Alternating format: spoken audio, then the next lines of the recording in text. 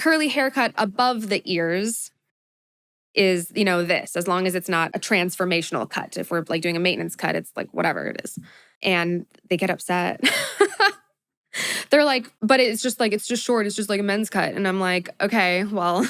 Curly haircut above the ears. Yeah, I will restate. Curly hair. Yeah, curly yes. hair. Like also, there's a reason why you are searching for a curly hair stylist. And there's a reason why that $45 haircut hasn't been satisfying you. Yes. It's like, you're gonna, like, come on. Yes, exactly. You need more. Yes. So is what it is.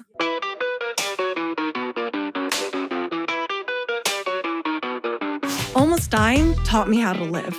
Being struck by a car left me in a 3.5-week coma with 15 broken bones and 16 surgeries to complete, including brain surgery. However, I woke up from that coma in an even greater place than I ever foresaw for myself. How?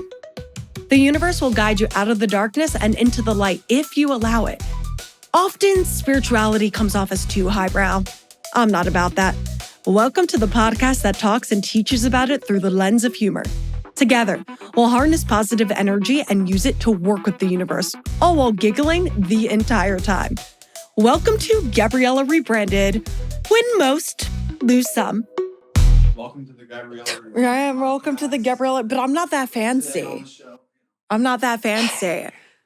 Well, I guess it's... you talk about like it's my turn to come into your office. So, oh my God, It is my turn to come into your office. My turn to come into your office. Oh yeah, that's what I mean. It's your turn.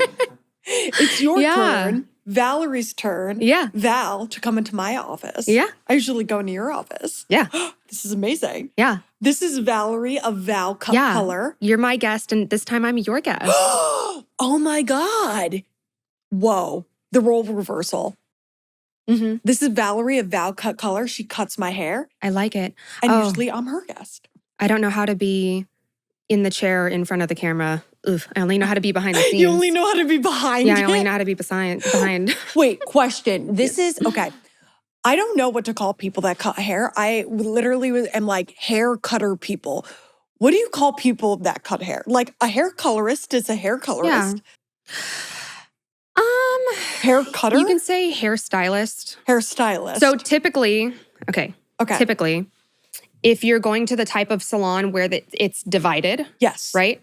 A hair colorist does color, and they might be doing some like blowouts, right? Okay. But really, when it comes to the styling, that gets passed off to the person who cuts the hair and then like styles it. Oh, so okay. like, for example, if you see people on like the red carpet, like celebrities, okay, whatever. Yes.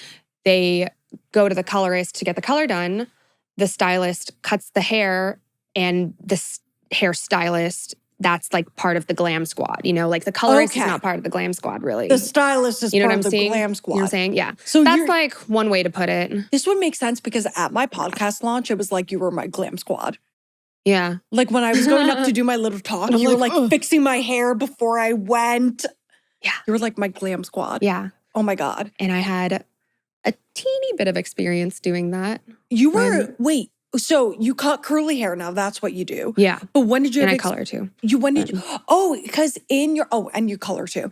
Mm-hmm. That was stupid of me. It's okay. And because when I was doing my research on you, one of the things you did is you assisted a celebrity stylist. A celebrity stylist. Yeah. Like, and I don't need, it's in the bio, but I don't need to like name it verbally here. But you've been on a glam squad. You've assisted. Basically, yeah. Yes. Oh my God, what was that like? Intense. There's a reason why I'm not doing it anymore. Okay. If I was single, I think I would have continued to do it. Single and younger. Okay. It was very physical. Okay. At least being an assistant was very physical because it was my job to schlep everything over. And the stylist I was assisting. Yeah. His like specialty is wigs. Yeah, I only did it for this one. Okay. So this stylist, he doesn't work in a salon. So you might see a lot of celebrity hairstylists who work in a salon. He used to work in a salon a long time ago, but now he just goes on location, photo shoots, whatever, music video, filming, red carpets, and then their homes, right? And he's known for his wigs. And I would have to carry around like a snowboarding luggage size of like hair because he wanted to be like ready for whatever the client, whatever hairstyle they wanted. Okay. And if they switched it up or if they decided halfway through, actually, we want 2 looks. He want, hey, I want long hair in this one and then I want short hair. That one, like we just needed to be ready. Ready to go. So I was the one who had to carry around that luggage. And then there was also the tools and product luggage, like again, like a snowboarding sized luggage. It was like so heavy. And he didn't or doesn't drive. So it was just all of my responsibility, Yeah. When my Yeah. hair fell out and I had a wig at first, before my hair was long enough for extensions, I learned how many times celebrity looks they're wearing wigs, and I was shocked. Oh, yeah. And it was like Yeah. they were like, how do you think she's bleached to pink hair one day that's straight and down to here, and then the next day she has short black curly hair? And I was like, I guess that makes sense, but I never. It's a wig. But I've already had my extensions person on here, and we did because hair falling out, Yeah. illness, Yeah. that's a trauma. Mhm. Now I have a second hair person on here. You were my hair cutter person. Why do I have you here? Well, what are we talking about? What's the reason that ValCutColor is here? She is here because you're a curly hair specialist. Mhm. And all our appointments, you're the first person, that wasn't me, joking, who you would talk about curly hair trauma. And I Yeah. was like, this would be so interesting to actually like record an episode on, like the trauma that comes from having curly hair, because there is. Yeah.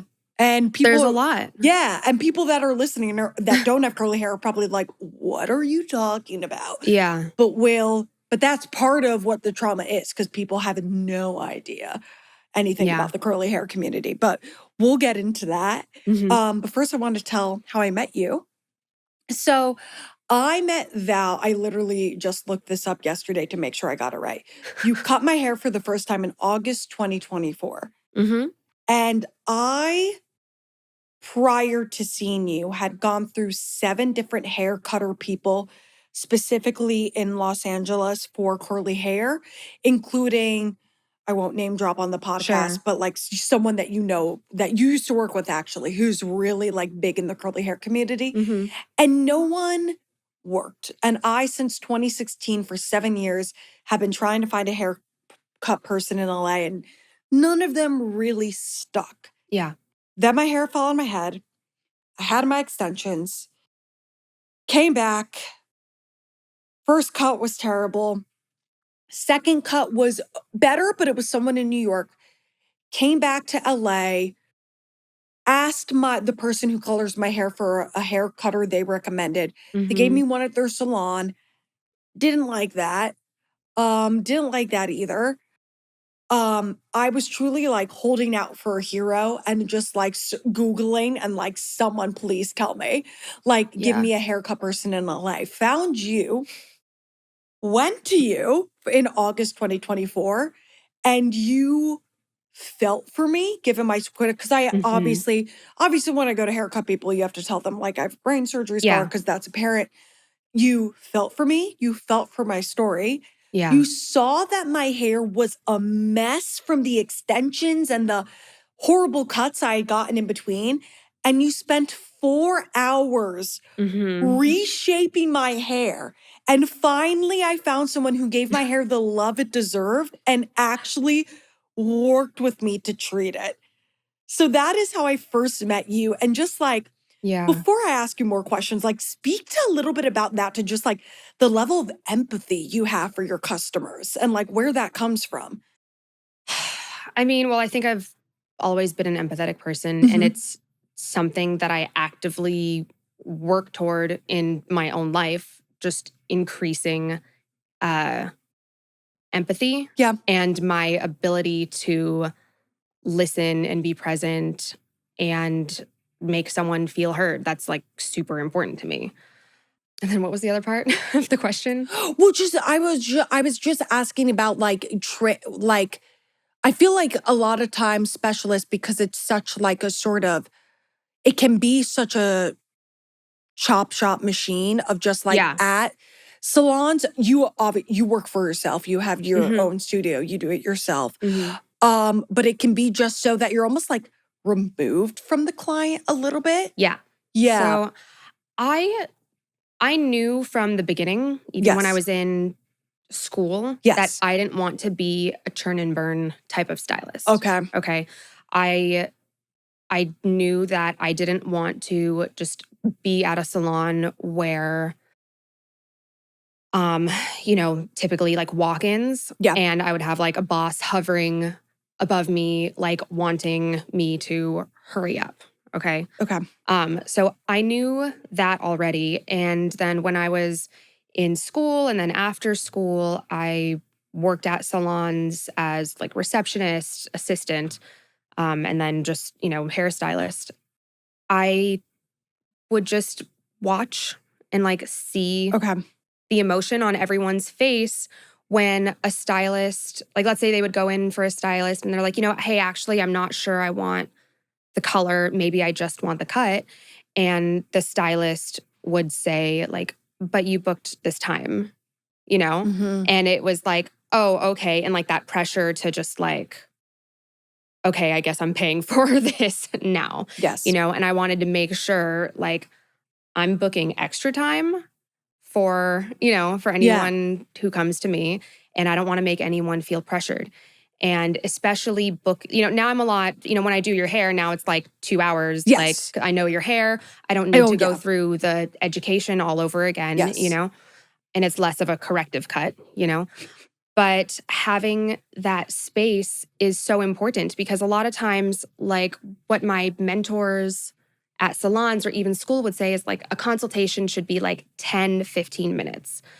But for curly hair, what I've noticed is like sometimes I need that like 30 minutes because if, someone's sharing their hair trauma with me and they're like hesitant for me to even like cut their hair, I take that time to, one, get to know their hair, of course, and what they want. But I also want to know what has traumatized them. So, one, I make sure I don't do that. Two, if I think I might do that, I could say, like, hey, like, let me give you your money back and I'm going to send you to this curly hairstylist who Yes. might be better for you. I haven't had to do that, but I'm prepared But to do you're that. prepared to do that. Yeah. Okay. Just holding space. Okay. And you talk about curly hair trauma, which we're obviously going to dive into on this episode. But I know that you got into cutting hair. When you first got into hair, well, you had a little bit of a journey because you didn't start out with hair right away. But when you got into hair, you said, I want to serve an underserved community, curly hair. So want to talk about that a little bit. But then also my follow-up to that would be, at what point along that journey, or did you always know that there was a bit of trauma associated with curly hair? I think I've always known because, well, I've loved hair forever, even when I Yes. wasn't in hair. I have an auntie who has like super curly hair. Yeah. Okay. And I went to, her hometown and we were looking at the photos of her growing up. And when I was a kid, I remember looking at it and being like, you have poodle hair, or it looked like a poodle, right?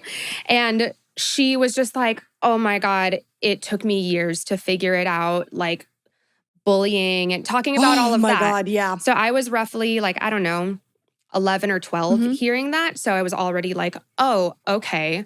Okay, Like, yeah. you didn't have what you needed to feel confident Yes. or pretty. And you were clearly getting haircuts and no one knew how to help you. Literally me. You know? Like, yeah. Like no one realized I had really curly hair when I was a really small child. Yeah. And then my hair went like a corkscrews. It was adorable. And then my hair went straight when I was like 5, 6. I talked about this on another episode, but maybe people didn't listen to that. And then my hair got curly again when I started going through puberty at like 11, 12. But no one realized that. So everyone was just cutting it like it was normal hair, and I was brushing it while it was dry, and I just thought I had really bad, really frizzy hair. And then finally, when I was like 13, 14, someone was cutting my hair that happened to be a curly hair specialist, and they were like, "You dumb bitch, you don't have bad frizzy hair, you have curly hair." And I was like, "Oh, okay," because neither of my parents do. Yeah. But anyway, that was just my brief little, but yeah. Continue. I think I always knew. And you always knew. Yeah. And when I was, so one of, in elementary school, one of my close friends, her mom was or is a Black beautician. Okay. And I got used to recognizing how, like, what her hair looked like when it was like freshly pressed. Okay. Okay. So then, now going through like high school, and I would see like Black girls and it's like they just got their hair freshly pressed. A bunch of people, like other students would say like, "Oh, did you get a haircut?" And I would just jump in and be like, "No, she just got it freshly pressed." Like, "No, she just got a press." And they'd be like, "Wow, you're the only like non-Black girl to like recognize that." And then I just have conversations like, "How often do you do it?" Like, "Oh, once a week." And like, "Oh, do you ever let your hair go curly?" And it's like, "No, I don't let anyone see my hair curly. So this was in high school. Someone said to me, "The only person who sees my hair curly is my hairstylist when I'm walking from the wash bowl to the chair." Wow. She's like, that's the only time. She's like, "I don't like it. I don't let anyone see it." And I think that was another moment for me where I was like, okay, there's something that I don't know. Yes. Yes. I don't know what that's like. Yeah. Especially because your own hair didn't go curly till you were like 25, right? Yes. Well, to my knowledge. Okay, to your knowledge. When I became licensed, I reached out to the hairstylist who cut my hair in high school. And I asked her if I could cut her hair. Yeah. I was like, "Would you be a model for me? Like I want to cut your hair." Yeah. And she lives like an hour and a half away. And she was like, "Yeah, like I will." Let me take a break from being a mom. Like I need my hair done. I haven't had it cut in years, I'm like, "Come on over." So I was telling her this like journey for me. And she was like, "You had wavy hair in high school." I was like, "What are you talking about?" And she was like, "Yeah, you just burned it with the flat iron. But like your hair was wavy." I was like, "Oh my God." Oh my God. Oh my God. And then she's like, "And then it just wouldn't hold a curl because you burned it with a flat iron. I was frying it." And I was like, "Oh, okay." Okay. All right. Okay.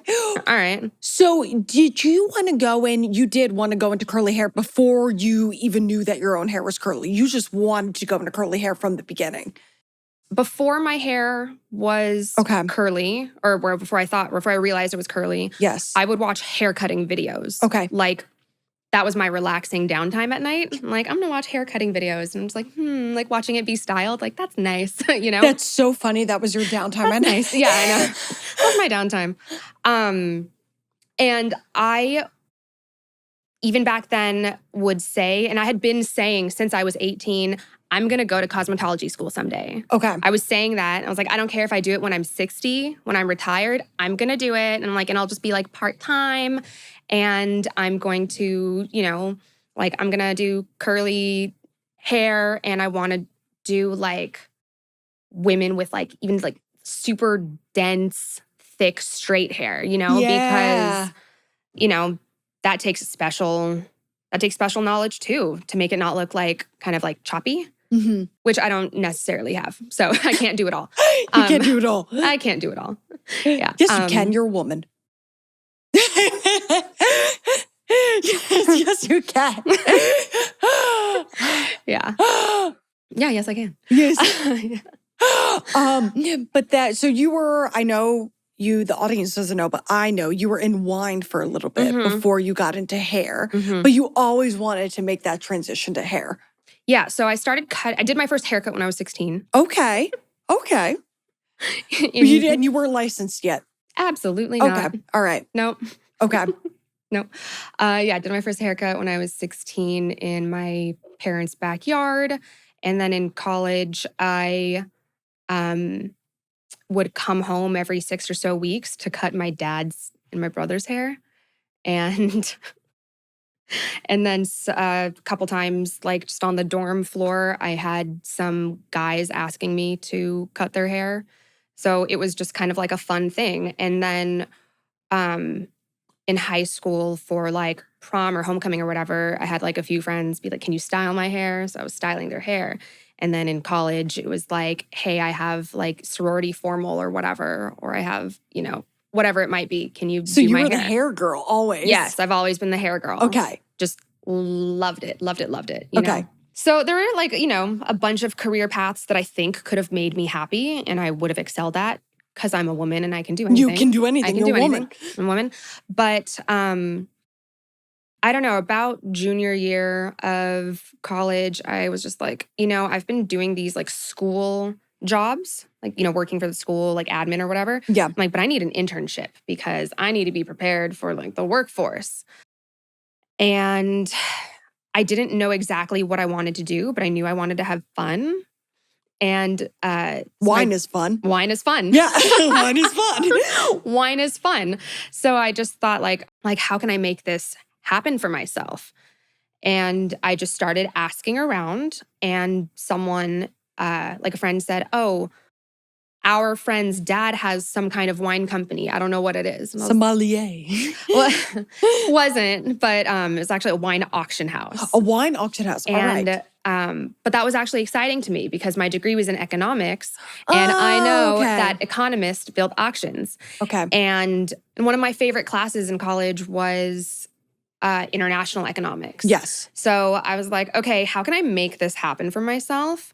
What if this is my just way to enter into the wine industry, and long-term goal, I want to be an importer. That's how I can merge my degree with something fun.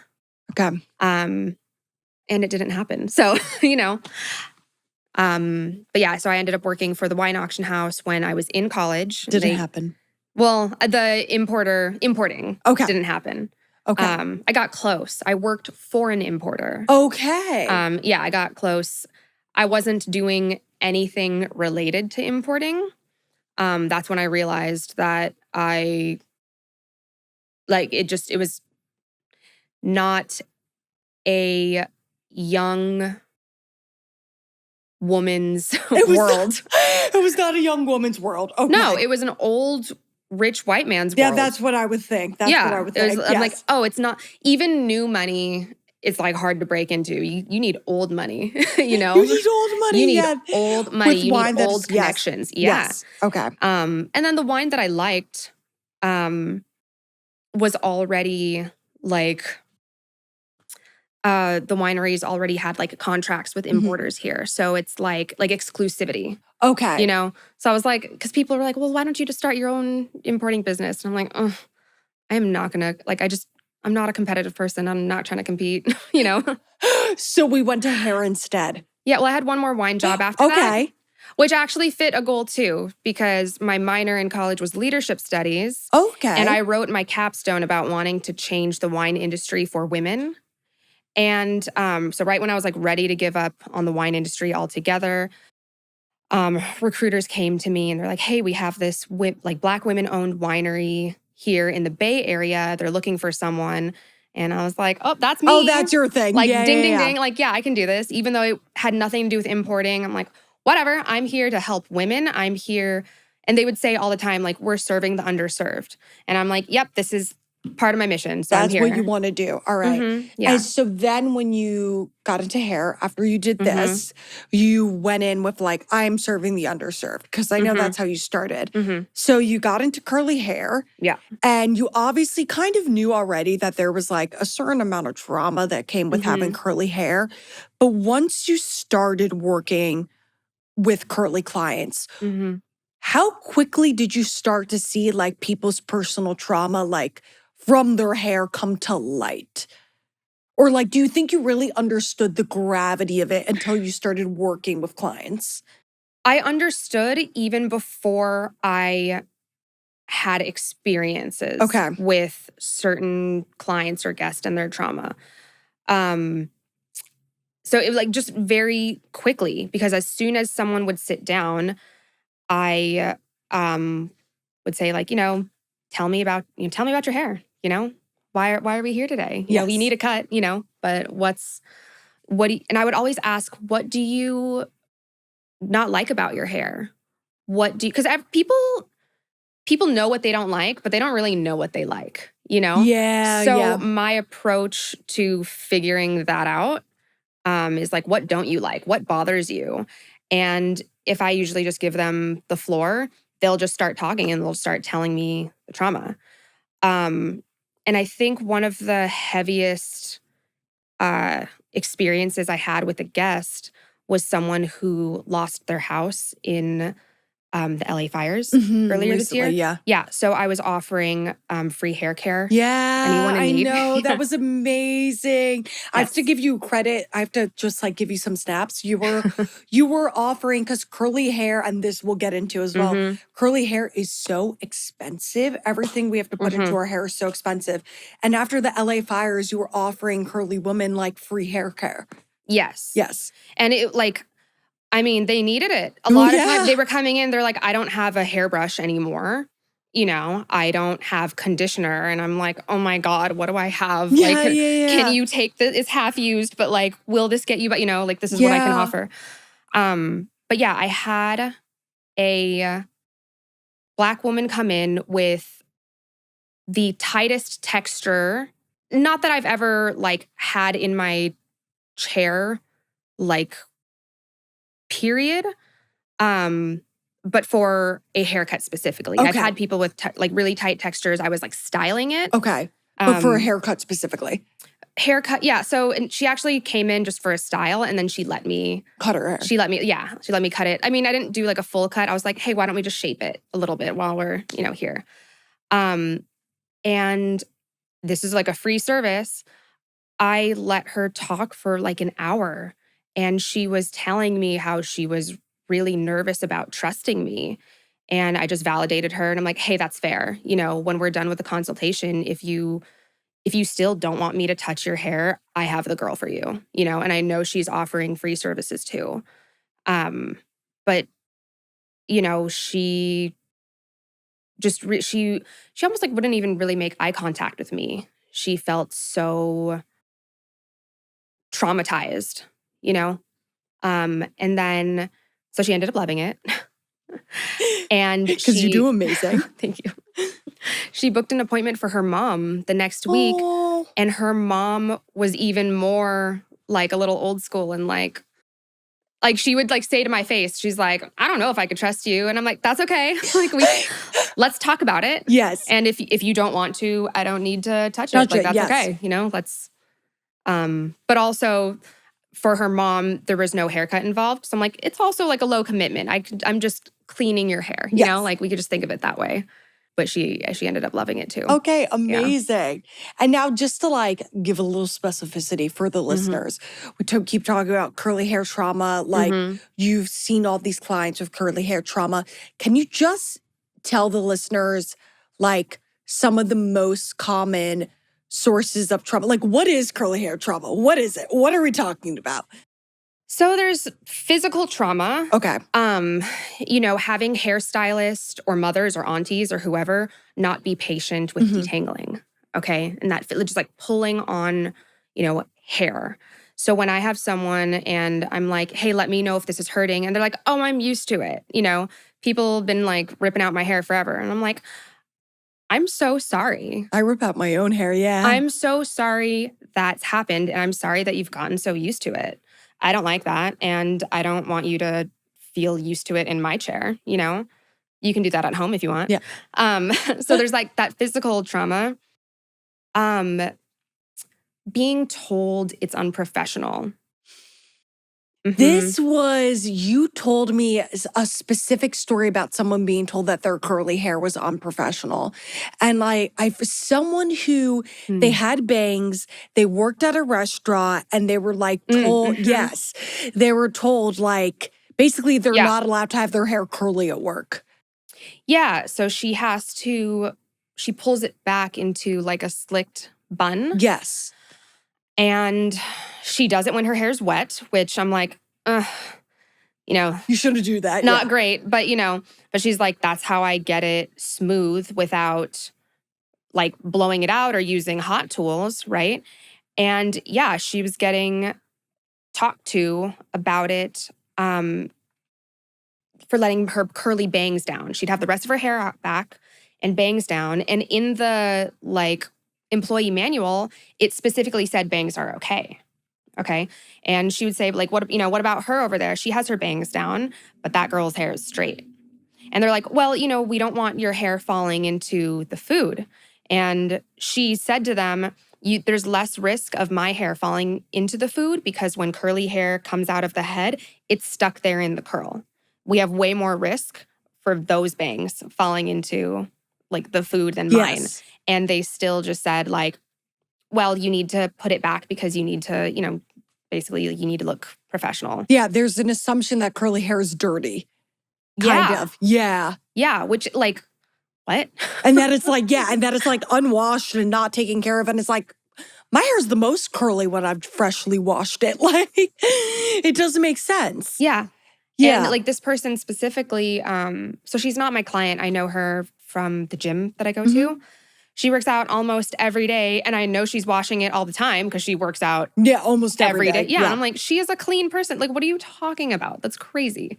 Anyone who knows her, like, can see that she's like a hygienic person. And it's like, this isn't about hair falling in the food. This is about the fact that it's curly. Yeah. So there's those like, I don't know, like microaggressions. Let's call it what it is. It's racism. Yeah. Multiple forms of racism. Yeah. That's like, I think the main trauma. And like, even for like me and my family, so being Filipino. Yeah. Oh God, I can show you pictures of what Filipinos looked like before being colonized by the Spaniards. Hair is like kinky, curly, like all, and I mean, Filipinos also have curly hair too, right? But that like, I don't know, what is it called when you internalized racism? Yeah, internalized racism, yeah. Yeah, feeling like not beautiful. And like the colorism in the Philippines is like crazy. And just wanting to look more light-skinned, smoother hair, that's the clean look for Filipinos, like not a lot of makeup, smooth, straight hair, as light skin as possible, light, like whitening creams type of thing. Yeah. And like the people who are darker with curly hair are like unkept, don't belong in the city type of thing. Okay. Yeah. And it's like, that translates across to a lot of ethnicities, or even just like anyone curly here in America. And I looked this up today. 65, let's call it 60 to 70% of Americans have some type of wave, curl, coil to their hair. They got a bend in their hair. Yes. Right? But our beauty standard is straight hair. Straight hair, yeah. Yeah. And so to be told that that's the beauty standard, that makes someone look in the mirror and not feel pretty. Or you wake up, let's say your hair is like mine today, and then looking in the mirror and thinking like, oh, I'm going to straighten it or else I'm not going to do well in this job interview. They're going to judge me or whatever. I'm not going to look professional. I can't be on camera with curly or frizzy hair. Yeah. And I started keeping my hair curly in high school. I didn't know the routine because that's another thing. No one knows about it. So like I was doing the wrong things for so long. But I started keeping my hair curly in high school. But like I did that relatively early. Like, I have Mhm. so many friends who are just owning their curly hair now in their 20s. And Mhm. then, like, not only you told me that your dad just started owning the fact that he has curly hair, which I love. This is such a funny story.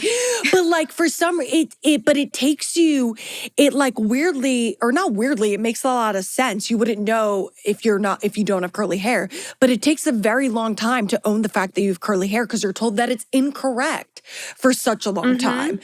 For me, it was just my hair was so bad when it wasn't curly that I was like, this has got to be a little bit better. But I remember the first day I wore my hair to school curly. I'll Mhm. never forget it. I was in the 7th grade. I was in Mr. Kundell's English class, and I was sitting in my little desk next to this girl who was my friend, but it was the first day I wore my hair curly, and Uh-huh. everyone had known me as having just this frizzy, not nice hair before. And she was like, when I had my hair curly, and she was like, no, I actually liked the old way better when my hair was terrible and I wasn't Brushed taking out. care of it. Brushed out. Brushed out, She yeah. was like, no, I like the old way. Like literally telling me that even though that was frizzier and like a worse way of like taking care of it and like meaner to my hair, that was better because it was straighter and less curly. Yeah. All right. And then I went back for a while, and then I went back to wearing a bun every day to school. I went back to that, and Yeah. it took another year or two before I finally was like, okay, let's just Like start let it out, yeah. trying to figure this out. Yeah. Yeah. That's so frustrating to me. It's, Something else I try to like encourage yeah. is to like love your hair at whatever stage it's at. So like if it's brushed out and curly, I'm like, I call that island girl hair or Island frizzy. girl Yeah, like hair, it's yeah. brushed out and frizzy. Sorry, not curly, frizzy. It's like, oh, that's island girl hair. Like it's not Island frizzy, girl that's hair. island I girl like hair. that. Yeah, it's I island girl like hair. that. Charlie XCX, I was just talking about her yesterday too when we recorded, Mhm. but she's doing a lot, I feel like, for the curly community. It just in that, like, she doesn't put product in it.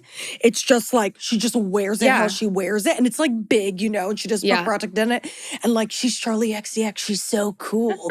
And she's not putting product in her hair. And it's just like big and she's doing whatever she wants. She's brat. She's Yeah. like, yeah. God, she's just so cool. Yeah, she's just so cool. She's so just cool. so cool. That's why I'm talking about her again. She's so cool. She's just so cool. Yeah. But yeah, island girl hair. But it's just, yeah, curly hair. It's just like, again, going back to just what I briefly touched on, like how you don't know what to do for it. Like in your experience, Mhm. working with all the hair professionals, Mhm. like, it takes a while to find someone that knows what to do for curly hair. Yeah. Do you think there is, well, I mean, you would know, is there just a less of an education surrounding curly hair when you're going through there is, okay. Yeah. Even Sorry, though, I'm saying yeah for anyone who's listening and not watching. Yeah. yeah, so for Yes. even though 65% of people have curly hair, there is less of an education about it.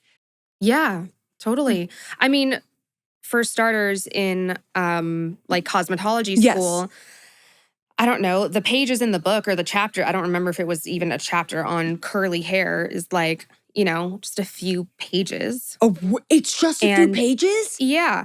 And I got lucky with my cosmetology school. The teachers knew I wanted to go into curly hair. And Yeah. they're like, yeah, bring in curly hair models, right? Mhm. Because when I got to the point in school where I could take walk-ins for the school salon, anyone with curly hair, they were coming in for like a blowout or a roller set, but basically some type of like smoothing Yes. service. Yes.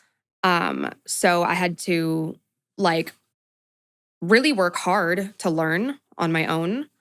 And then just from my own experience, so since treating my hair like it's got to bend, and not straight, even my own experience getting my hair cut.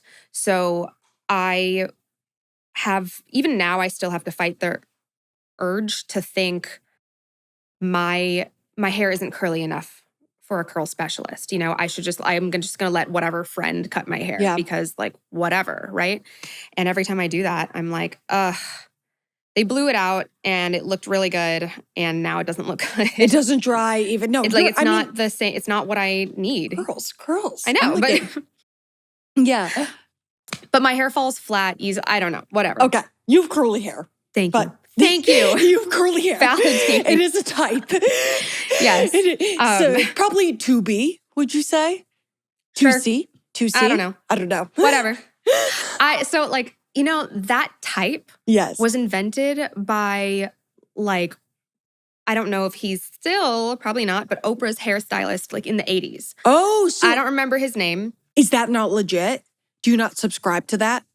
Okay, so I subscribe to it when it comes for entry-level curl talk. Yes. Okay?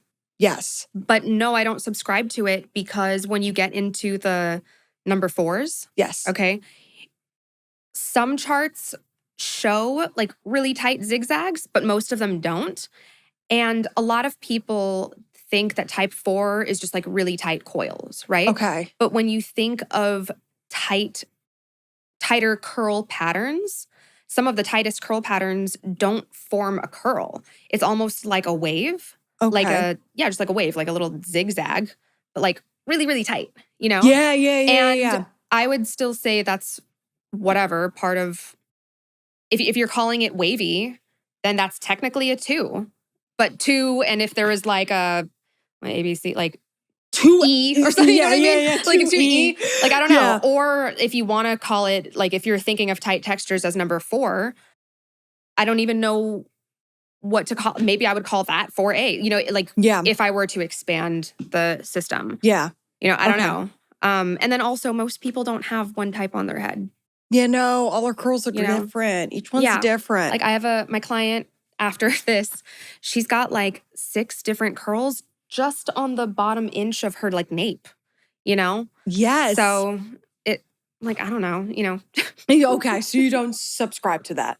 And you would say that is just part of the whole blanket of lack of education about curly hair. And marketing. Yeah, and marketing. So basically, Oprah's hairstylist, he did that because he created his own line of products. Again, I don't remember the name. Yes.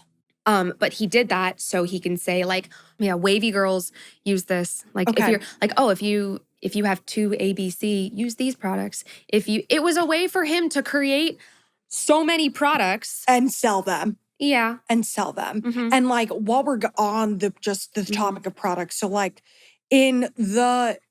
in my years of struggling to find a hair routine that worked for me, struggling to find a hair cutter person that worked for a hairstylist that worked for me, just struggling to find things.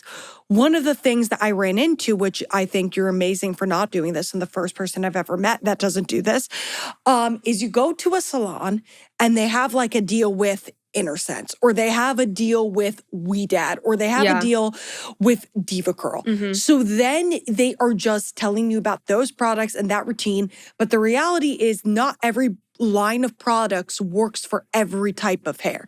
And you actually use different products. Every time I've gone to you, I've gotten an entirely new set of products. I've decided that this one you gave me is my favorite. What did I give you? The most recent. I think it's Curl Keeper. I love Curl Keeper so much. Oh my God. I've decided it's my favorite. It's my obsession right now. I've decided that Curl Keeper is my favorite. It is just so dang versatile. It's amazing. And you're right, the refresh is incredible. It's because it's truly water-based. There's so many of these products that say they're water-based, but there's still oil in it. Yes. And it's you try to spray it the next day and it's why aren't you doing what I want it to do? Yes. So, and then in addition to the products, I remember you debunked so many styling myths about me. You changed the entire way I diffuse my hair because I was I'm just supposed to do this. And then you were and you don't try this. And I was I never know why because they told you to diffuse just like this. And then they just tell you the wrong way. They tell you no product. Yeah. Up here, only to put product on the end. I don't know why. Which is so crazy because if you walk outside for 2 seconds and you sweat, this is that's going to frizz. That's going to be, so why do you think there is such a narrative of misinformation in the salons where they say they're curly hair specialists? Why are they telling you the wrong way to do and style your hair? And why are they telling you to use products that don't necessarily work with you? I mean, I guess it depends on like school of thought with products. So let's say someone is very much like, we love creams, okay, for your curls, like love creams. I understand why you don't want to put that too close to your scalp because like you're going to have an oily scalp, right? So like I get that, right? So but I'm a gel girly, you know? I'm a gel girly. I'm like, yeah, put that up there. You know, like get that in there. And then why do they like it's just I just feel like everything's marketing. It comes down to marketing. And then I feel like things are worse now with social media. So I stopped following curly hair influencers. Okay. And I don't mean hairstylists who might also be influencers. I'm just talking about like, for a long time, I was just following like influencers. They're not even a hairstylist. And what I realized was that like my feed was starting to look the same. I'm like, oh, that person just did that technique too. And I'm like, oh, maybe this is a trend, right? And I was thinking like the trend is this new technique. And then I got curious and I went on all of these influencers like Instagram pages and saw that they're all following each other. And I'm like, oh, it's not a trend. You're just following each other and you are just thinking that person knows what they're doing, but they're all doing that for each other. But they're all, So the misinformation, like it just cycles. Right, because they're not actually looking at curl experts for what to do. You know, they're just trying to get their own engagement up. And they might think like, oh, this other influencer I follow, like, wow, there's a lot of views on that video. I'm going to make the same thing. Yeah. Okay. And you were talking earlier about how you let a woman talk for an hour about her curly hair trauma. And something that you do is you spend so much time with your clients. And you were talking about how you don't like when it's just like you're just scheduled in for this time slot and the consults can only be this long.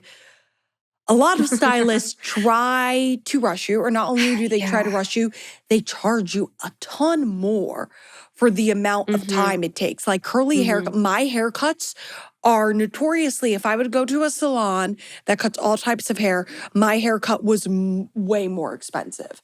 Yeah. And I remember there was like Diva Curl in New York City. I will name drop them. I don't care because their products suck and are terrible. But they would like basically decide the price of your haircut by how long it took. I mean, okay, so I'm not super mad at that. Okay. I think there's a lot of different ways to be inclusive.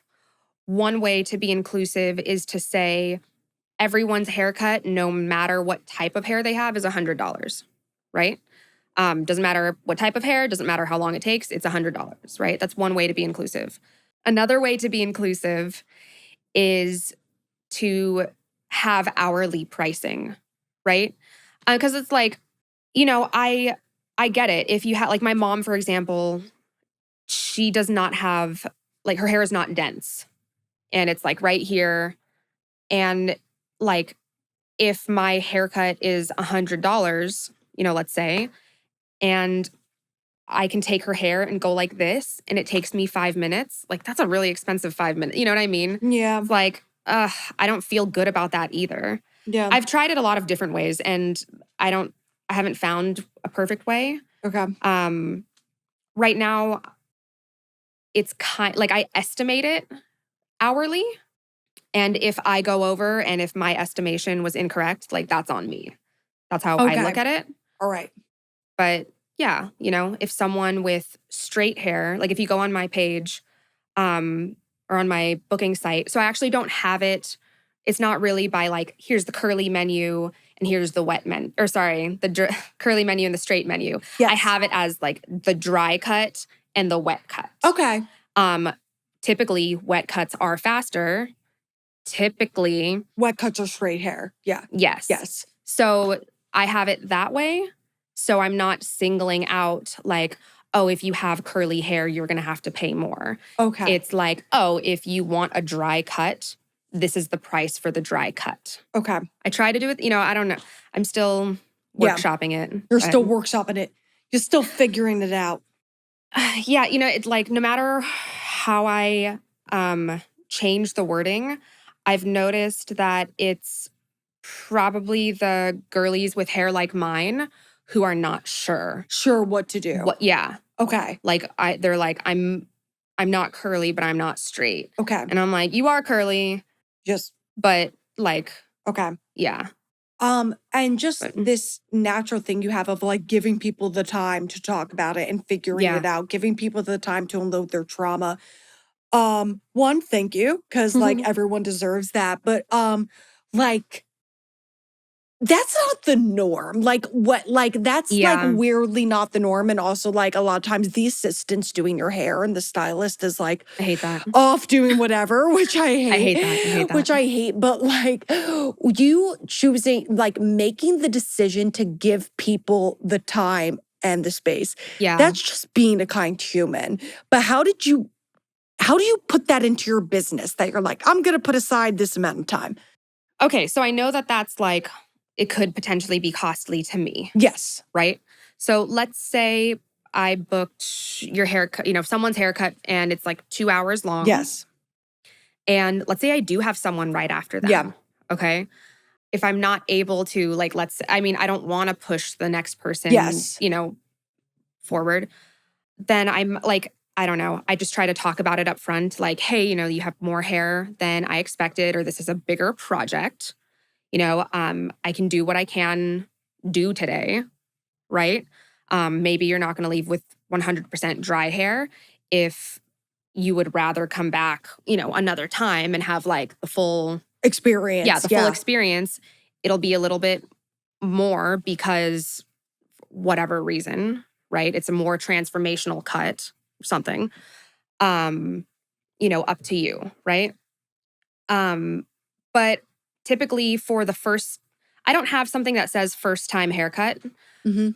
I offer express haircuts for returning clients. Okay. So basically, I build in that extra time for the first appointment, and that extra time is for a longer consultation. It's so we can have a more hands-on education session. Yeah. Which you don't usually get when you have curly hair. Yeah. And then for, You go to the Diva Curl Salon and they treat you like everyone else. Yeah. crazy, yeah. And then, when it comes to discussing like, okay, here's our maintenance plan, if I think next time they need more than an express, I'll say like, hey, I know the express, the other one says returning clients can book this one and it costs less and it's less time, but we do need that time for yours. Okay.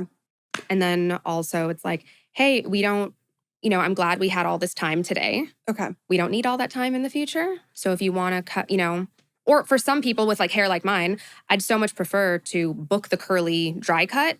And if I don't need all the time from the beginning, I'll say like, hey, I'm not going to charge you for it. I'm just going to charge you for, Yes. the lesser one. Okay. I definitely wanted to talk a little bit about the pink tax, the brown tax, the black tax that's associated with curly hair, because I'm not a person of color, but I owe all the knowledge that I have about how to take care of my hair to women of color. Like I 100%. I love that you said that. No, I 100% owe, like they bore the cross. Women of color bore the cross. Like for the white girls with curly hair. But Mediterranean white, but white. So the pink tax, the black tax, the brown tax, it's a problem in society. But just to the people who have no idea, because like my mom, for example, doesn't really have an idea. She kind of does see me go through it, but most people, when I tell them the prices that my hair services have cost in the past, and I also tell some of my guy friends, especially because guys have no idea, obviously, about like how much my hair services in the past have cost. Like I've had highlights in the past that cost $500. Yeah. Like I giving a $500. That's obviously not the price you're paying if you have straight hair. Haircuts sometimes for me costs $250. Like, you know, where you'd go to a salon and it costs $80 if you have straight hair. So just, can you speak a little bit just about the pink tax, the brown tax, the black tax that you as a stylist, as a colorist, that you have seen to just like open people's eyes that have no idea that curly haired women are dealing with this on the daily, that my hair is expensive. Yeah. This is so frustrating to me. I'm like getting hot. I'm like, You're like overheating. I'm like, yeah. It's like hair that, like as discussed, hair that takes more time, I understand that. Straight hair that takes more time, I'm going to charge more for that too. Yes. Right? Because it's just about time. But I've worked at a salon where they had stylists who knew curly hair, and for the most part, it was like probably just like straight hair coming in, but they're stylists who knew curly hair. And they would like for a 1 hour haircut, okay? For whatever that means. Maybe I could fit in the blow dry, maybe I can't. Maybe I could fit in the diffuse, maybe I can't, right? For a 1 hour haircut, they were already charging more for the curly hair. And I'm just like, what? Like, yeah. what? Yes. That's a brown and black tax. And then there's the like, you know, at this same salon, okay, they had cut men's hair for like $45, okay? And let's say they would schedule like 45 minutes for this men's cut, okay? Yes. I should say men's, you know, it's really, oh God, yeah, okay. 45 minutes, all right?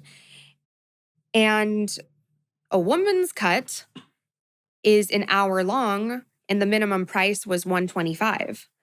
And it's like, if you do the math, like that's not the same dollar per minute. So like, huh? Yeah. Yeah. You know, like, huh? Yes. That's the pink tax. Mm-hmm. You know, like, and that's crazy to me. So that's why, like, I kind of like somewhat of an hourly, like that, you know. Because it's fair. Yeah, it's fair. Like, you know, it's not fair. Like, I've had like men come to me and say, like, oh, how much for a men's cut? And I just say, I don't gender my haircuts, but hourly. yeah, well, I say a curly haircut above the ears. That's how I phrase it. Okay. Yeah, a curly haircut above, because a woman can have, like anyone can have a haircut above the ears. Yeah, a curly haircut above the ears is, you know, this, as long as it's not like a transformational cut. If we're like doing a maintenance cut, it's like whatever it is. And they get upset. They're like, but it's just short. It's just like a men's cut. And I'm like, okay, well. Curly haircut above the ears. Yeah, I will restate. Curly hair. Yeah, curly yes. hair. Like also, there's a reason why you are searching for a curly hairstylist, right? And there's a reason why that $45 haircut hasn't been satisfying you. Yes. You know, it's like you're gonna, like, come on. Yes, exactly. You know you need more. Yes. So. Yes. Is what it is. Yes, 100%. Just real quick to just like make it a little more, just to add some like personal into like this whole episode. You took, going back to the first time you saw my hair, you took the time to repair it. And I had seen all these people for months who had no idea what to do with my hair. How many clients would you say come in similar situations where their hair just, it's been cut wrong for so long and they need, like how often would you say the cuts you're giving are corrective with new clients? It seems like any new client who's never had a curly haircut, it's corrective. It's corrective. Well, even if the new client has. Right. Yeah.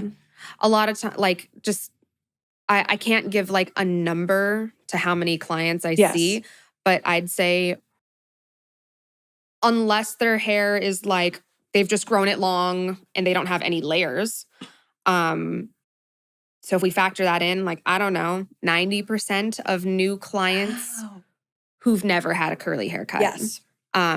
It's corrective. Yes. And even sometimes when they've had her curly haircuts, it's just, it's just as bad. But just to like make sure the people out there hear that.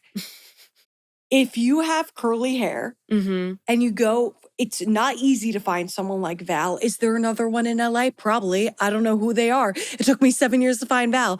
But if you haven't found Val, which is most people, 90% of people, their hair's been cut wrong. Their hair's been cut incorrectly. Yeah. I just want to like hammer in that statistic. You know, I think that the reason why someone like you who's had a curly haircut Yeah. before might, you know, it might not be right.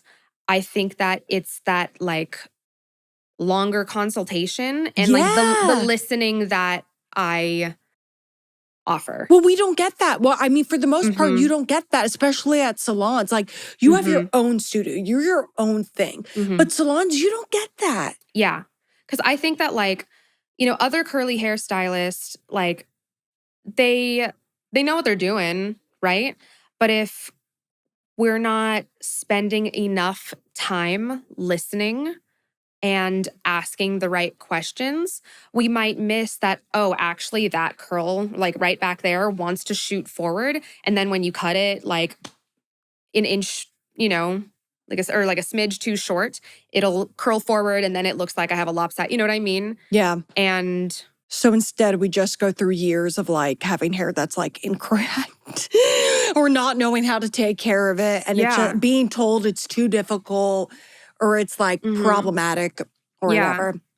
Or they're not, so I ask a lot about lifestyle. I ask a lot about how much time do you have or do you want to spend on your hair? Because I think a lot of curly stylists as well, they're like, I'm going to show you everything I got, you know? I'm going to show you what your hair can do. And that's a beautiful thing, right? But I think if you're not asking and you're not taking into consideration, like, does this person actually have the time to be doing this? They might give a haircut that is only really going to look like that if they spend 45 minutes on their hair. Yeah. So that's something I take into consideration. Okay. A lot. Yeah. And we aren't given that. And it's just, but I'm really happy that like, though this episode is a little, you know, not aligned with my typical episodes.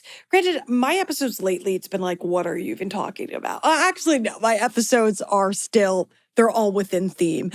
But I really wanted to give this conversation a space for the curly hair community, even though it doesn't really have that much to do with my story, just because I think, fixing this, I think that, you know, there is a trauma. Yeah. Okay. Maybe you don't feel that. Okay. Okay. But how much more confident would you have felt if you found someone earlier? Oh, so much better. You see what I mean? I feel so much better with the hair I have currently. Like I feel really cool. Yeah. Like I feel really cool. You look cool. Thank you. But like, how, you know what I mean? I think a lot of times we don't realize what, I mean, that's the thing. We normalize the trauma. We normalize it. So like, you know, you're saying it doesn't have much to do with your story, but no, like, it does. It does. You were normalizing like not having, or I don't know, just not feeling your best self. Not feeling my best self, Yeah, or being self-conscious about like, oh my God, is it frizzy right now? Is it flat? Is it, you know what I mean? Does it look, you know? And like we have those thoughts all the time.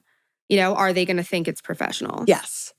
Where it's like now I'm normalizing like, I love the bounce. Like it's just so fun. I love how free it feels. Yeah. Like it's just so cool. And like, I didn't, it took me 27 years to get it, or 26. I saw you for the first time when I was 26. Yeah. But I love seeing, you know, guests like you who come in and they're like, I don't want any frizz. I want it like so smooth. And then now it's almost been almost a year. Happy anniversary. Almost. And it's like, let's go big. No, you know, like let's. Because when I first started seeing you was like, no frizz. I don't want like anything like I want to. And now I'm like, I actually like a little, like, I like it a little freer. Yeah. About, it's very summer as well. I love that you didn't call it frizz. Freer. We like the movement. Yeah, freer. It's just Let me look like island girl hair. Island girl hair. So just every episode, I usually give a rec. Well, I usually do my spiritual moment of the week like personally. Mhm. And I also give a rec, like a content recommendation that supports spiritual growth in some way. And when I have a guest on, I let the guest give the rec. So you have a Yes. book you want to share. I do. Let me grab it real quickly. The answer to how is yes. The answer to how is yes. Yeah, by Peter Block. Okay. I read this book 12 years ago. I could Mhm. probably use a refresh. And is it okay if I do read a little? Yeah, go for it. Do what matters. Modern culture's worship of how-to pragmatism has turned us into instruments of efficiency and commerce. But we're doing more and more about things that mean less and less. We constantly ask how, which is usually a way of avoiding questions on purpose. Instead of acting on what matters, we wait for bosses to change, seek the latest fad, go to a workshop or back to school. Instead of being led by our hearts into uncharted territory, we keep our hands down and stick to the rules. But we're gaining the world and losing our souls. So basically, this book helped me go into, it kind of stopped that fear of but there's no women in wine industry, you know? Okay. And it was very I don't know how I'm going to do it, but I'm going to do it. You know, I'm not going to wait on the industry to welcome me. I'm just going to do it. And, even in switching careers, I initially fell into the old mindset of oh, but I have student loans. I'm going to switch careers. I'm going back to school with a bunch of 18-year-olds and I'm in my damn 30s, you know? And it was just okay, I'm not going to wait for, the industry to welcome me. I'm just going to go do it myself. Go do it myself. Yeah. I love it when people have that mentality. I'm trying to have that mentality more. I think you embody it. You think I do? Yeah. Okay, because I'm trying to. Yeah. I think I'm really trying to. Yeah, I own think, it. Okay, all right. I embody that. I embody You that. embody that, yeah. I'm there. Thank you well, I really like that because I think people need to get better at stop asking permission, shake things up yourself. I think we all, my New York accent just came out so badly. I think we all need to get better at doing that. And I'm happy that me trying to do that is translating because I am trying to do that. Oh my God. Are you kidding me? Okay, I know we have to wrap up, but you're doing it. We don't have to. You're doing. No, but are you kidding me? I guess a little bit. I mean, I am kind of just doing this and it makes no sense. I don't. It doesn't make no sense, but it's no one gave me a how to do it. I was just I'm going to do it. Yeah. You just start doing it. It's how am I going to do this? The answer is, it's really just yes, I'm going to do this, Yes, I'm going to do this. The answer to how is yes. And yes, all right. Yeah. I love that. Yeah. Okay, well, I haven't done my spiritual moment of the week because I had this problem yesterday. I've had a week that is so I don't know. It's just been my past couple weeks have either been really stable or it's been what this past week for me has been, where it's just been a lot. And not necessarily a lot of good, but just a lot. Yeah. And that's definitely kind of hard because you're always trying to it's definitely kind of hard because you're always trying to see how can I want to show that these teachings are real. I want to you always want to give you want to put your money where your mouth is. You want to back up that this is the thing that happened. But I'm realizing more and more, and I realized that this yesterday when I recorded, and again today I'll say it, that it's just what these past few weeks have been to me is just what spiritual living really is, where it's not there's been a major event in my life that is happening, but I've just been either looking forward to the future. I was talking about the good part of it yesterday, which was looking forward to the future, really excited about where things are and the stability and just being grateful for the things in my life that matter and having the things in my life that matter. But today I want to focus on the sort of clusterfuck that's been the past 4 days for me. And again, it's not anyone's hurt me. It's not anything like that. It's just been a lot of things coming up with like, I was supposed to go on a retreat. The retreat got canceled. I unexpectedly found out I might have to endure a little bit of an expense. I just, had people not necessarily like just doing the normal bullshit that people in their 20s do of just like, people of all ages do. Why am I saying in their 20s? People of all ages do of just like pestering you about things that like I've just had a lot. Like I've had a lot with my career. I have so much work going on right now. And I think the spiritual moment I've had is I just truly have been rolling with it. And like things that would normally, I think, make me really upset or really overwhelm me in the past, I'm just kind of like taking and I'm like, okay, we're going to find a creative solution. Like, it's fine. And like with my retreat getting canceled, it's something that would normally make you so upset. But I was just truly like, all right, like it was canceled. Okay, we'll find something better to do. Yeah, whatever. It's out of your hands. And I think that is what my spiritual moment is today that I want to share of the week. That like with all the chaos that I've been having, just in terms of life being like hectic, I'm just like taking it. And there's no dramatic displays of emotions that are negative, or it's just like, okay, we're rolling with it when we're taking it. And I think that's important. Well, I mean, sometimes like this is the spiritual moment, but maybe you're just not able to see it until like tomorrow, until it's behind you and say like, oh, you know what? I learned this from that. Yeah, I didn't just go through it. I grew through it, Yes. Isn't that the saying? Don't go through it, grow through it. Yeah, grow through it. I like that. And, not quitting, not giving up. Yeah, not giving up is the spiritual moment, Yeah, not giving up is the spiritual moment. Yeah. I like that. Okay, we're ending on a great note. Thank you for helping me with that.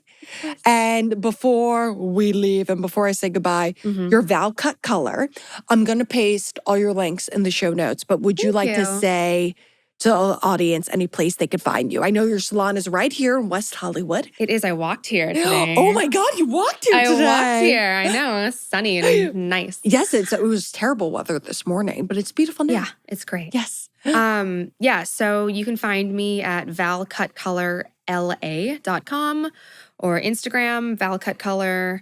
And yeah, I'm here in West Hollywood. I won't say the address just in case, I don't know, you never know. Yeah. Things change. Yeah. Yes. But yeah, I'm here in West Hollywood, Crescent Heights and Sunset right now. Yeah. Thank you so much for coming today. I am happy that we had this conversation. And this has been Gabriella Rebranded. Win most, lose some. Finding Val was a win after having 7 years of losses as it pertains to curly hair. Well, no, 7 years. It was 8 years of losses of curly hair in LA, but 7 different stylists. That pains me. I know, it's sad, right? Yeah, it's really sad. Yeah, that's why that's why this episode's important. 7 different ones before I found one.